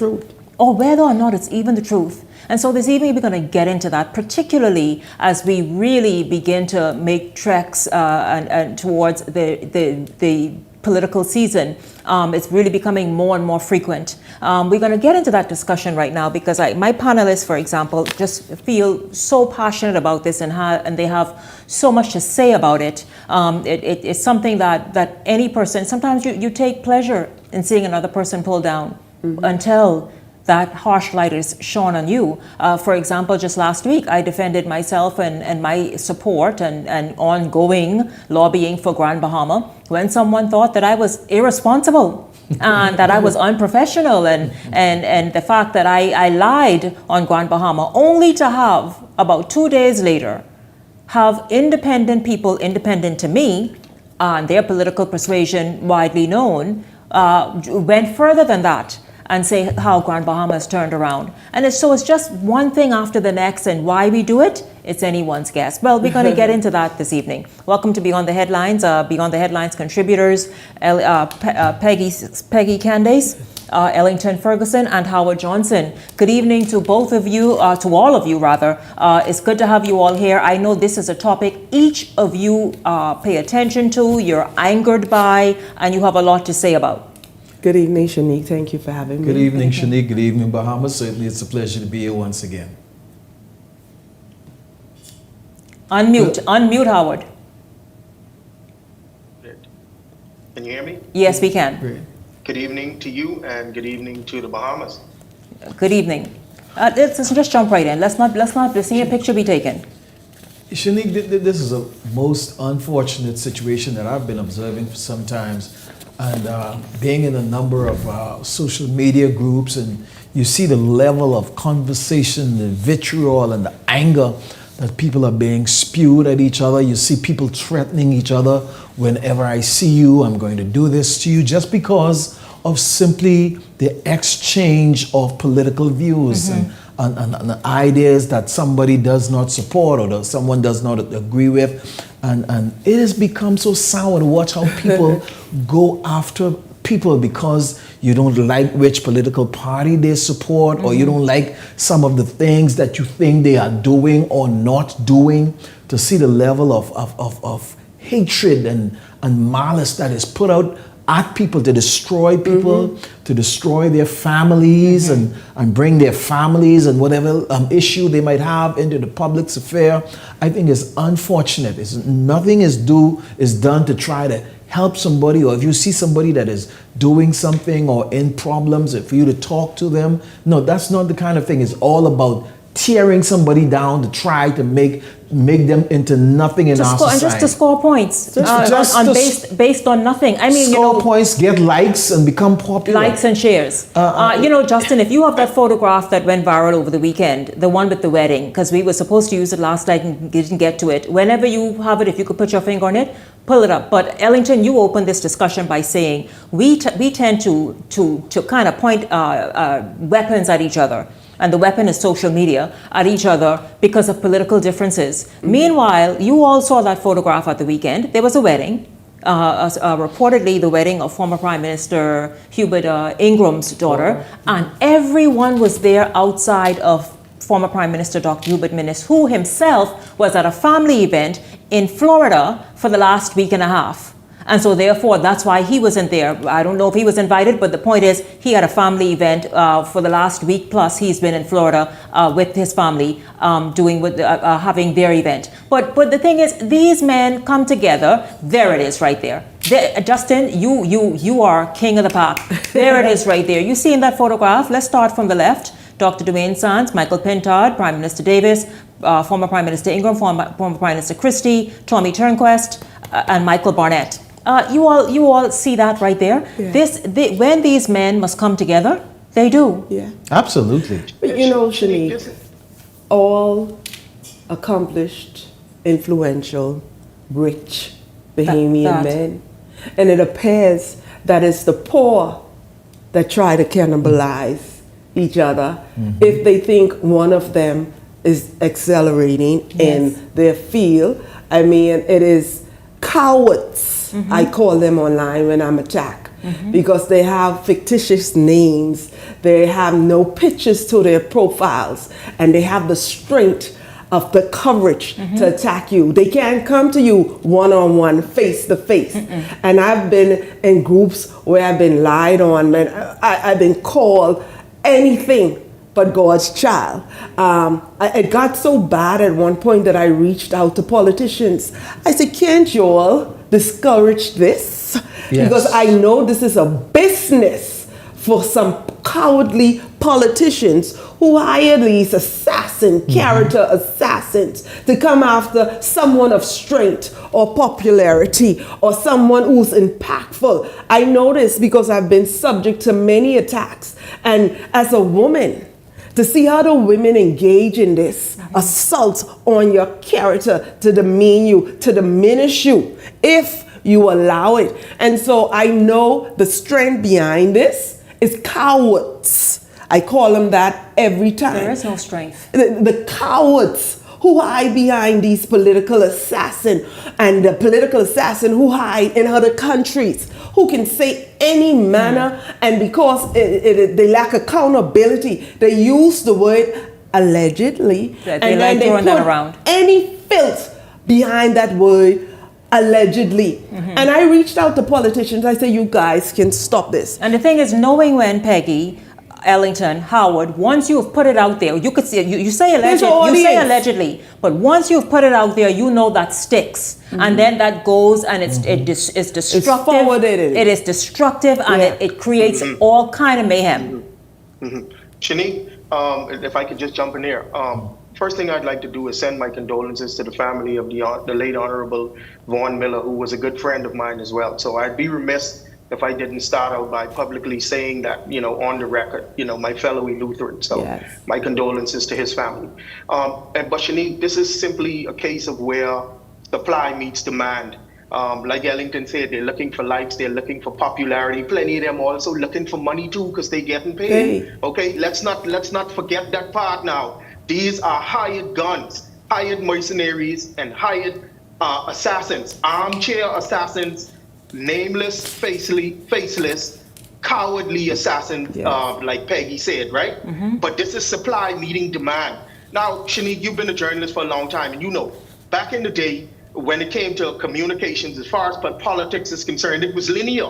It was one way. You listening to Z&S, you attending a rally, the message is getting out to you. It's just linear in one direction, right?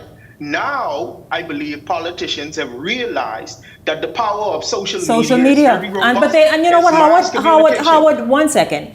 How is it that we in the Bahamas are misusing social media? It is powerful. In fact, it is the tool to win any election nowadays. Donald Trump did it successfully. Andrew Holness did it successfully. But I did not see this level of anything happening, but with either men in their campaign. They used it to showcase and highlight, one, their message, their track record, and obviously what their vision is for their respective countries.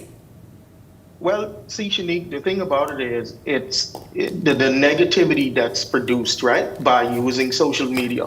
When people perceive that you are not speaking on behalf of them or their political party, right? And you are threatening their ability to win the election. That is the reason why the attacks come front and center, because you're undermining, and guess what you're undermining? You're not undermining their political party because they want great policies, you know, because they want a better Bahamas. You undermining their contracts. You're undermining the spoils. You know, to the victor goes the spoils in politics. So that's what you're undermining. You're undermining their ability to engage in the spoils of the victory. But Shanique, we have to put these people on blast, even if they're nameless and they're faceless, because it's very dangerous. It's very dangerous because when they attack people and they put out these things and it go viral, you know, we as Bahamians culturally, we like news and gossipy news. And we like when it's negative and nasty and terrible about people. And then when it goes viral and it happens and for a day or two, that's the only thing that's out there that everybody's talking about, that's top of everyone's timeline. But when it's proven to be false, you know what happens? They just absolutely nothing. Nothing. Nobody makes a retraction. Nobody retraction. apologizes. And you know what they do? And they just slither away, next. like a little snake until it's time to attack someone else. That's all. The next. There's no lesson learned. There's no lesson learned. You know, Shanique, and I support Howard's point of view 1,000%. I put it on my page several days ago. It is not about this country. It is not about the progress and the progression of these people, Bahamians. It is about your contract. It is about your board appointment. It is about the red license plate and all the other little perks it comes. I remember when I switched from one party to another, for 3 weeks, the effort was to say Peggy Candace lacks credibility, because I made a decision to go by what I'm persuaded is best for my country. And every effort, and so I asked the question to an individual on my page. I said, when I start lacking credibility, did I lack credibility 4 weeks ago when I was speaking highly of your leader? So everything I said previously should be reconsidered. All the comments and commentary that was complimentary to your leadership. So now, when did I start lacking credibility? And I'm one, I will fight. You're not going to say anything demeaning of me, misleading of me, and outright lies of me without Peggy Candace challenging you at your level. And like I would say, and I agree, it is now a business in politics. You hire people who can cuss other people out. Yeah, you win. You can out cuss me. You could out vulgar me. You could out disrespect me. So I submit to you. I concede you are the victor in that fight. But when it comes to being honest, respectable, truthful, and my commentary, I stand out there. I'm proud of who I am. I am proud of that I do research. I am proud that I can speak well of anybody if it needs to be said. That politics does not control honesty when it comes to Peggy Kennis. And there's a devil out there that hates this. Oh, she's a political prostitute. Oh, she cannot be trusted. Oh, she in it for what she can get. Oh, the bag must be reached. I took a picture with the Prime Minister at the government house. Oh, yeah, the payment in. Idiots. So the things we do, and just to be hateful, to be disgusting, and to feel as though you can get someone exactly to cause them almost to just stumble over because of your words. But you know, I'll tell you this, it doesn't do any of us favors. You said something about the photograph that I had asked Justin to put up at the top of the segment. There are accomplished men, each of them, extremely accomplished, not hurting at all, while the rest are scratching. No, not us. Hell no, not us. The rest of the majority of y'all scrapping, looking through dirt, like how chicken is picked through and try find something to eat, while they enjoying whatever it is they desire on any given day. And sitting and attending events together. And they do it in the name of some of those same men in that picture.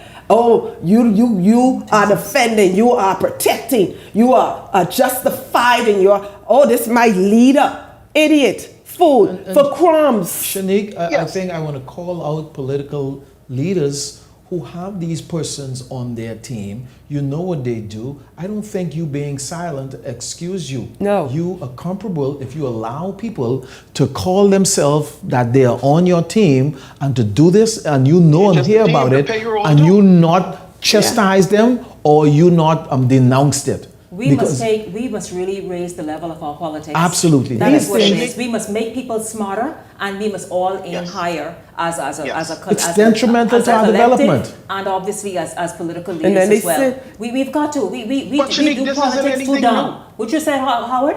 Shanique, this isn't anything new. I mean, everybody knows. That's what I said. It's about time now we raise the level. Go ahead, Howard. Everybody knows of the legendary personal relationship between former prime ministers Hubert Ingram and Perry Christie. So I don't know why everybody was up in an uproar when they saw this picture with Pintard sitting next to Brill. Now, I honestly don't think those two are as close as the two former prime ministers now. But I mean, this is legendary. When I ran in 2012, and I'm telling you what nobody think, there was fun-loving banter in my presence going on between Prime Minister Ingram and Prime Minister Christie on their cell phones. Always. I've seen this thing taking place, okay? They are the best of friends. But I want to say this, Shanique. I want to issue a word of caution to my fellow Bahamians as the consumers of information and data on social media, right? Here's the thing, Shanique. What they need to understand is this. Remember when we were in school? When we were in school, you had, in any given classroom, you had some smart people, you had a lot more average people, and you had some dunces. Remember, that's what they used to call them when we were young. Some dunce, fully dunce, right? Yes. Now, everybody on social media, however, because they have the power to mass communicate to hundreds and thousands at any given time, they feel like they smart. I want my fellow Bahamians to understand. Some of y'all in these groups who being led in by the admins and who following the information they put out, some of them are dunces. Fully done. Because social media is a microcosm of the classroom where a little bit of smart people, a lot more average people, and more dumb people. So y'all stay right there following up these dunces and letting them lead y'all astray from what the real message should be. And sad will continue to be our cry as we destroy our country. In the words of the newly re-elected Prime Minister of Jamaica, Andrew Holness, fully dunce. Let's change that. Come on now, we better than that in the Bahamas. Let's build a better country. We better. Yeah, we better than that. When we come back, here's a question for you as we go to the break. Think about this during the break. Is the DNA back? Oops. We'll be back right after this. Jack, see this.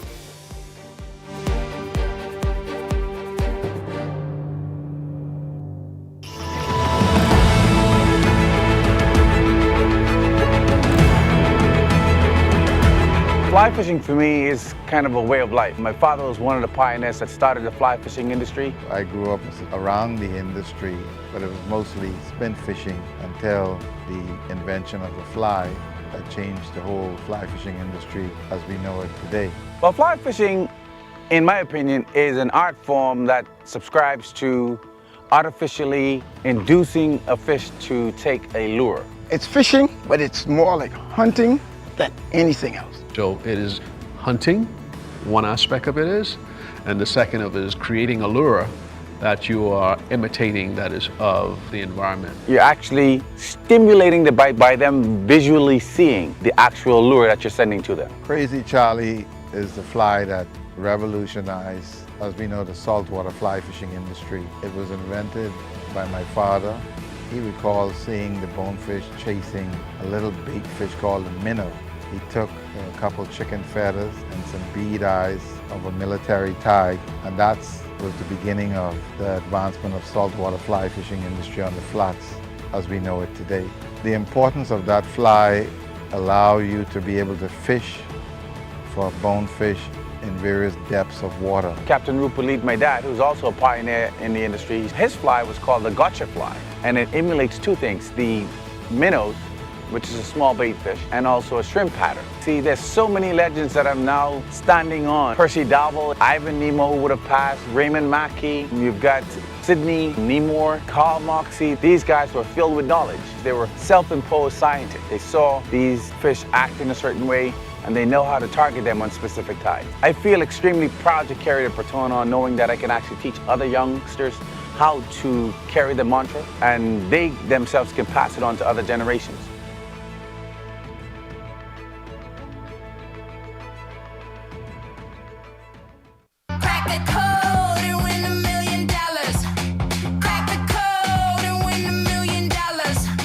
Numbers, $1 million. Every 3 days, a number is revealed. Act fast. Your million is waiting. Crack that code when a million clear. Crack the code before the last lock clicks shut. Get ready to join the winner's circle only at islandluck.com. Crack the code and win $1 million.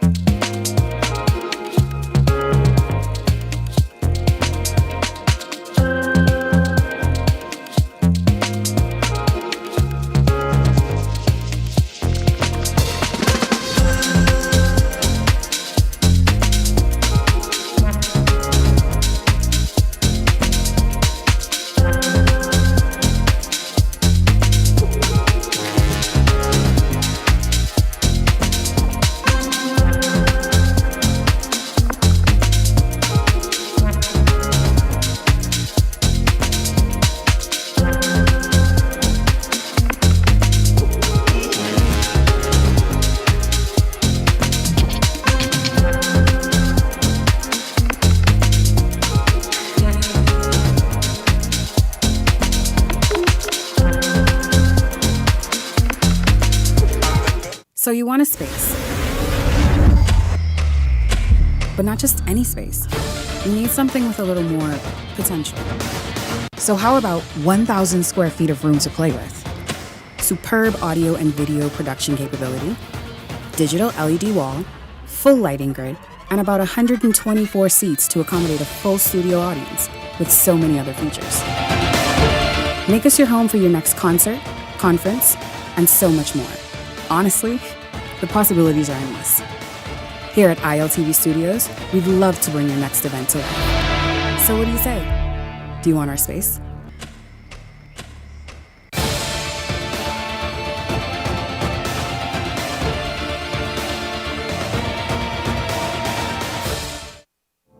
Beyond the Headlines is now introducing powerful TV advertising opportunities made just for you. Choose our television ad package, 20-30-second ads for $2,000, or 20 60-second ads for $2,500 plus VAT. Prefer flexibility? Go a la carte. Just $150 for a 30-second ad or $200 for a 60-second ad. Step into the spotlight with our interview package. One 15-minute interview for $500 or 4 for $15 per month. Or bring Beyond the Headlines directly to you with our live on location package, only $2,600 plus VAT. For more information, contact our sales agent at 242-466-6173. This segment is brought to you by EV Motors Fleet Sales Division. For 2026 commercial vehicles, call 821-2403 today. Welcome back to Beyond the Headlines. Listen, let's get right into this segment. Is the Democratic National Alliance back in the race? Yeah, the 2026 general election race. The political party, which had earlier bowed out, citing high costs, has now declared it is returning to the front line of politics. The DNA was founded in 2011 and made its first mark in the 2012 general election, capturing 13,000 votes. That's about 8.4% of the popular vote, a rare achievement for a third party in the Bahamas. But over the years, the party has struggled to hold on to consistent leadership. Former founding leader Branville McCartney stepped down, followed by Arinthia Kumalafe, who broke ground as the first woman to lead a major political party. Internal divisions and resignations, however, left the organization fractured. Now, with the new declaration that the DNA is back by popular demand, hold on, hold on right there, y'all, hold on right there. Y'all, hold on though. Where y'all heard the popular, Howard, maybe you heard it where you are. Did you hear calls for the DNA? Unique, I don't know where that came from, but I can tell you this. I believe that it is more than a mere coincidence that this has happened at a time when we have no less than an entire former prime minister sitting out there on the bench with no party. Wait a minute. And his wingman and one of his closest political allies happens to be the former leader of said political party that has recently re-emerged. Listen to me. Now that wingman is a friend to the show and a friend of mine. And I kind of nudged him just before airtime. And I said, what you mean telling me? Nah, you know they ain't gonna never tell you anyways. But he said, Shanique, no, Shanique, it's no truth to that. But let me finish this, you all. So party officials said they plan to y'all just planning to regroup and send a statement? They said they plan to regroup, reorganize, and re-energize a convention to elect new this is something, y'all. A convention to elect new officers is also in the works. The party says it will focus on fact-based solutions, greater activism, and stronger presence in the national debate. Their statement criticized government leaders for ignoring citizenship concerns, failing to curb crime and corruption, and not easing the cost of living. Still, whether the DNA can overcome it is the question. Listen, so you all, Howard, you already started talking. Jump back in.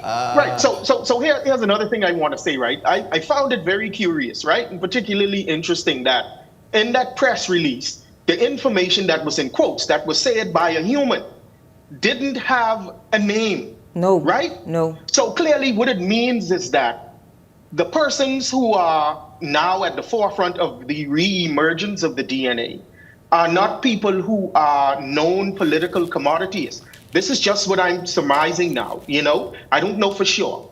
And so what they're going to do at said convention, and as time goes by, they are going to invite persons of political stature and with political resumes to come in and take up those leadership positions and hopefully lead them into the promised land. So when your friend who's an ally of the show told you, Shanique, I don't know anything about that. He doesn't. That's because, he doesn't know anything about it because he needs an invitation maybe. Maybe an invitation is needed for the opportunity to be taken. So that's where I'll leave that. Well, Shanique, there's another interesting picture circulating on social media, and I just received it saying the new DNA.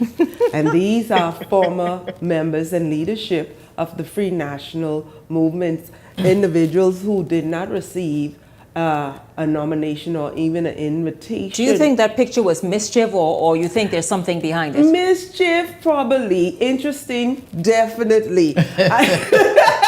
I see the former member of Parliament for Carmichael in that picture, and we know that he's also a close ally and friend of the former Prime Minister, Dr. Hubert Minnis. Now, for me, who loves interesting politics, will he be coming back to Carmichael?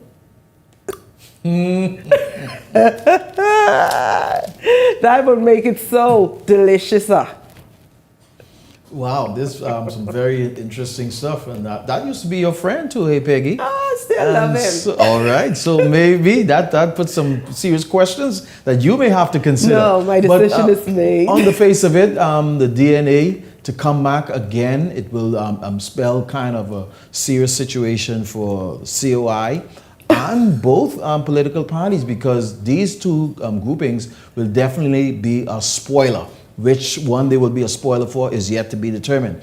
I heard the name of Mr. Minnis thrown in that. That would not be a good move for Mr. Minnis. I think Mr. Minnis is on the right path where he's at, and he just needs to stay that course and do so what wait a he's minute, doing. when you say, you mean Dr. Minnis? Dr. Hubert Minnis, You former feel as Prime though Minister. and we just listen, this is what a show does, eh? A news show, speculate and form Yes. opinions and give opinions, just opinions. You're saying if somehow this resurrection of the DNA that we've seen this evening that was rolled out, if somehow he is invited, as Howard said, He should not accept. It will be a but bad move. But isn't? I mean, he is a strong, independent contender. It will be a bad move for him to accept. I don't know. He put himself. Peggy and Howard. Shanique, I honestly think, given what Ellington just injected into the conversation, I honestly believe, just my opinion, like you say, what we do here on the show, I believe that the COI has more to lose by the DNA emerging and being able to, recruit said persons of former political stature in major political organization. When you throw around names like Granville McCartney, Desmond Bannister, Hubert Minnis, Renwood Wells, and scores of others who are just non-active right now, but maybe supporters of the former Prime Minister, Minnis, when you put those folks up and weigh them in the balance against Lincoln's people, and Lincoln is someone I know well, Lincoln is the one with the most political, who has the most political face, having been in major political parties before. They're not going to match up against the stature of those political persons who were cabinet ministers and MPs. Now, that dagger cuts both ways, and I'll end with this. It cut both ways, meaning that maybe there's political fatigue with those persons. They have been in the political arena for a long time, and Lincoln's crew might be the fresh new faces. But I personally believe Lincoln and the COI stands to lose if persons of that caliber do seek to come back through the DNA. That's just my opinion. History has proven that the DNA has always affected the results and a negative for the Free National Movement, always. And since we're speculating, the DNA has said they were going to sit out financial. So where the money coming from now? Those people who I see on the pictures get money. Could be the finance. They ain't bringing no new citizens with money. So are they splitting the financial support of a particular party or any particular party? Yeah. That's a question to be determined also. Yeah. But the names that Mr. Howard called, Granville McCartney, Dr. Minnis, these are persons in the picture. I also saw the Cartwright gentleman. Cartwright. Yes, from Long Island. Long Island, I saw him also, yes. I saw he was there in that picture. He is in the picture. T. Desmond Bannister. All of these individuals, even if they... Larry Cartwright. Larry Cartwright, yes. Okay. Even if they were to say yes, we're just speculating, that will further divide the Free National Movement, because each one of those individuals have loyal followers who will support them come hell or high water. And those loyal followers of the Free National Movement. And so all I see is a victory, a sure victory for the progressive. Second time around for the PLPs progressive. will vote PLP. PLPs can vote PLPs. And if the F&M support is split 3 ways,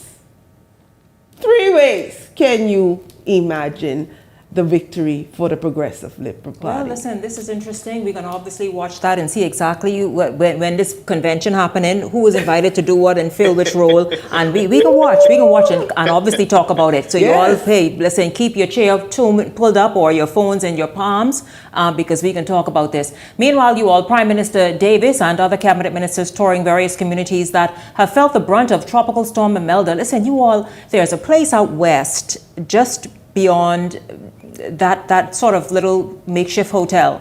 Listen, you need a boat to actually get through. Okay? Listen, those officials today got to see firsthand floodwaters, particularly in areas that are prone to flooding, prompting them to acknowledge the sense of urgency in rectifying the long-standing issue throughout New Providence.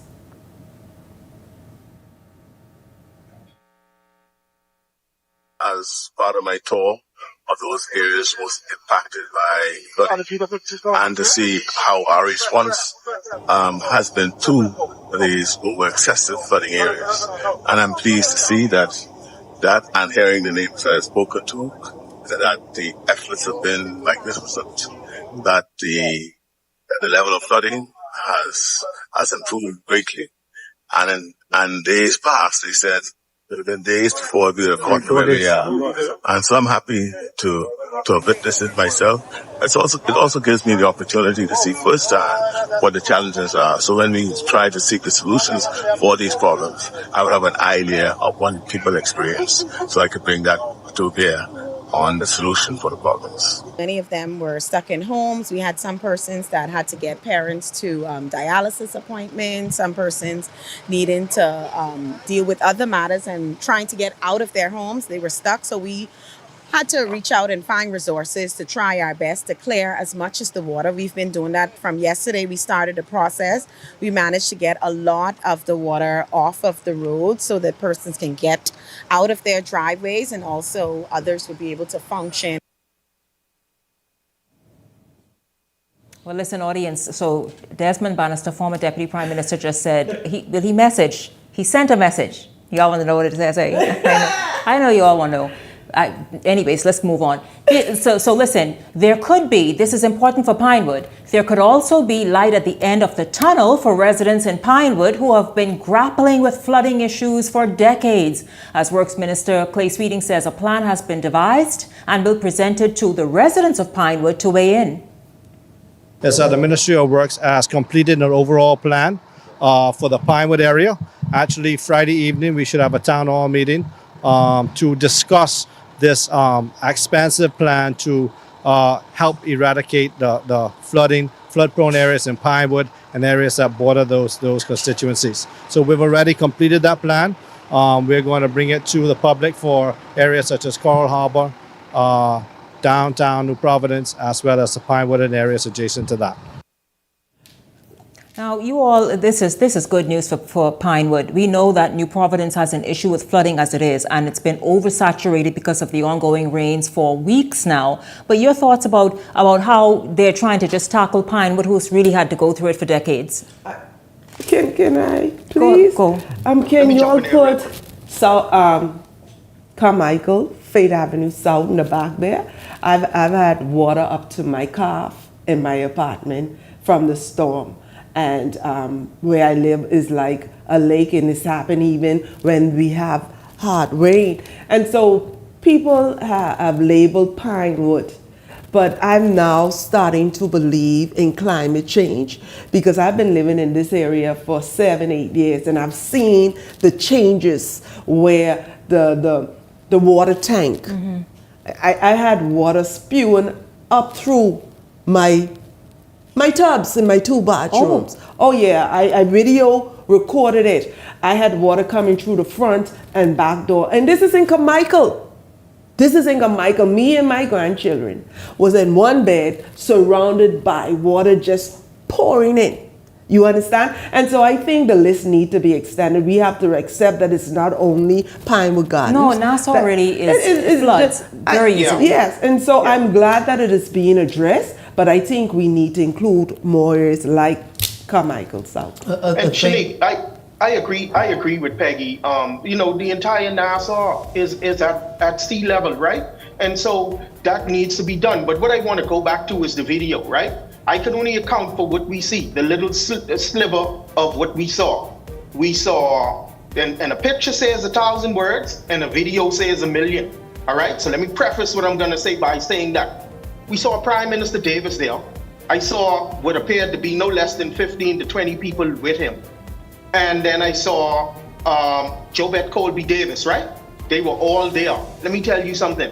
A year before a general election, and at something that is at crisis level like this, go on the camera, have on your boots, have a hose in your hand, have a bucket in your hand, be bailing water while you're talking to the media. This is what needs to be done. If you could use the word crisis and say it's a crisis, that this water and this flooding is going on in Nassau and you standing in a foot of water, Prime Minister, have your bucket. Let it be known and make yourself seen to be helping, even if it's just a photo op. At the end of the day, well, they had their. Well, I'll tell you. I think the photo op was the water boots or whatever they're called, storm boots, whatever that is. That each were wearing, trekking through the. I don't know how deep the water was in Pinewood, but I listen. If they'll float away if they go to the one out west. I'll tell you that. Let me see you with your bucket. Let me see you with your bucket. I don't know if they need the bucket, Howard. My MP was right there. He didn't even have on boots. He looked like one of us. Who's that? Keith Bell. Oh. He was on the ground. He was in the homes. He was going door to door, and he had on tennis. Exactly. My MP. That's what you need. Doing it. Shanique, this issue we've heard in the last Minister administration, Minister Ruben Raming touted that money was allocated to the tune of some $2 million.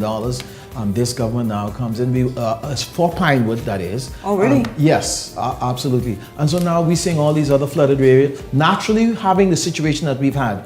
Prior to this storm coming, we've had weeks of heavy rain, so the ground is already saturated. Yes. There's nowhere for water to go. Month. We are in a flat land. Here it is, a storm system come through now. It is natural for us to have this level of flooding. We've got to begin to look at putting culverts in certain area where water can flow, have pumps. We have flat land, so there's nowhere to pump it off to. We've got to create water tanks, storage tanks, that we can put this water in where we can use it for some other purposes later, but we must go to that level. Culverts in areas like Pinewoods, water can get in and flow and pump into some reservoir or some of that Excellent sort. ideas, all of you. Thank you very much, Hot Topics panelists. Listen, you all are incredible, always opinionated, never short on words. That's them. And analytical and spot on with their views and opinions on all of the day's top stories and trending topics as well. I thank you all so much, Peggy, Candace, Ellington, Ferguson, Howard Johnson. Thank you. Of course, at the top of tonight's show, Picewell Forbes. Thank you so much for joining us as well. And to all of you tuning in this evening,